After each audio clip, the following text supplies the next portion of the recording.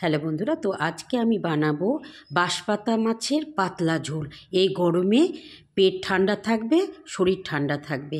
তো চলো, দেখো কড়াইয়ে আমি সর্ষের তেল দিয়ে দিয়েছি, তেলটা গরম হয়ে গেছে, মাছগুলো আমি ছেড়ে দিয়েছি। তো মাছগুলো ভাজা হয়ে গেছে। বাঁশপাতা মাছ একটু হালকা করে ভাজতে হয়, ভেজে আমি তুলে নিলাম। আর যা মাছ আছে ওগুলো একটু ভেজে নিই। তো দেখো আমি মাছগুলো ছেড়ে দিলাম। তো এইভাবে তোমরা বাঁশপাতা মাছের ঝোল অল্প মশলায় বানিয়ে খাবে, খুব সুস্বাদু লাগে খেতে। তো দেখো কথা বলতে বলতে মাছগুলো আমার ভাজা হয়ে গেছে। এবার আমি সর্ষের তেল দিয়ে দিলাম জিরের ফোড়ন। আর আমি বেটে নেব জিরে, লঙ্কা, আদা, সেটা তোমাদের দেখিয়ে দিয়েছি, সেটা আমি তেলের মধ্যে দিয়ে দিলাম।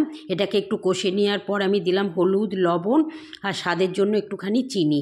সেটাকে ভালো করে কষে নেওয়ার পর আমি দিয়ে দেবো টমেটো। তো দেখো আমি টমেটোটা ঢেলে দিলাম।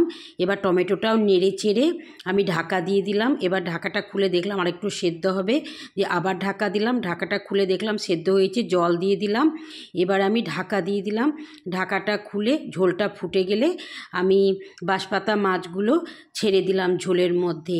এই পাতলা ঝোল গরম ভাত দিয়ে খেলে কী যে ভালো লাগে, না খেলে বুঝতে পারবে না। তো দেখো কথা বলতে বলতে আমার ঝোলটা তৈরি হয়ে গেছে। তোমাদের ভালো লাগলে তোমরা আমাকে অবশ্যই কমেন্ট করে জানাবে। আর